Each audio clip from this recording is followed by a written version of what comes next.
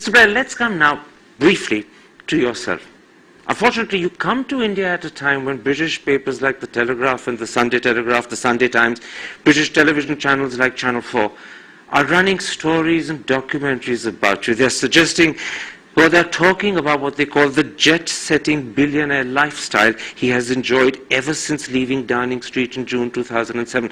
And the real point they're making is that the pursuit of money has become the dominant theme in your life.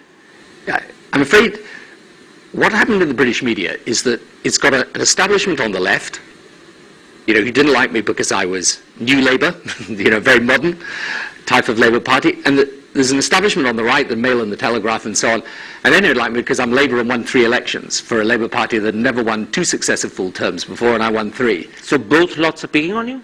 And they do. The fact is I probably spend more than 2/3 of my time on pro bono activity. I have, just to explain what I actually do, I spend probably the single biggest chunk of my time is on the Middle East peace process, which I do unpaid. I then have a foundation that's about religious interfaith, based here in India, which is why I'm here in India today. I have a foundation that's about Africa governance, where we work in 5 different African countries. I raise money for all those activities, and I employ now, under me, I left office with about 2 people and a mobile phone, but I've now got about 150 people working for me. So if what I was interested in doing was making money, I could make a lot more and have a very gentle and easy life. And when they talk about a jet-set lifestyle, what they actually means I spend a lot of time on jets, which is true. What about the fact, and this is a point that has been made by both the Telegraph and the Sunday Telegraph, they allege that you've used the access you have as Middle East envoy for the quartet to actually acquire contracts or business interests in your own personal interest. Yeah, this is absolutely untrue. And the 2 contracts that they mention are 2 things that I raised for the Palestinians. One about mobile telephony, because they only had 1 mobile telephone company, and the Palestinians were desperate to introduce competition, which would give them hundreds of millions of dollars of revenue. It was the single biggest foreign direct investment in Palestine. I made absolutely no gain out of it at all. It was a long-standing commitment of the international community. And the other thing is a project that hasn't yet come to fruition, which is the gas marine project off Gaza. And I mean, I won't go into the detail, but it is such a sort of tenuous way that they try and connect some commercial gain. To me, is totally absurd.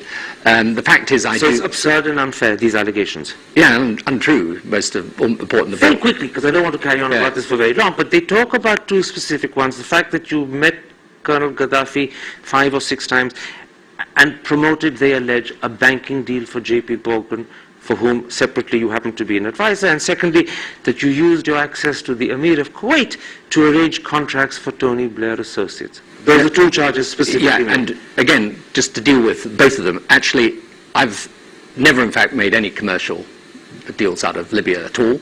It's true I used to see Gaddafi after I left office, particularly for the first couple of years. I was very instrumental in bringing him in from the cold. He gave up his nuclear and chemical weapons, started cooperating in the fight against terrorism. I hope he might shift internal policy to match external policy shifts, but he didn't. And in respect of Kuwait, this is something I do is completely separate from anything else. I have one part of what we do is we advise governments on building capacity and things like healthcare and education and so on. It's got absolutely nothing to do with what I do in the Middle East. And so, look, in the end, I suppose, as someone said to me the other day, the fact that I'm in the British newspapers so much shows you continue to interest people or divide them one way or another. But, for me, my life is actually is directed towards what I think is the big issue, which is how do you bring about, in an era of globalization, peaceful coexistence. That's why I do the Middle East. That's why I do the religious interfaith.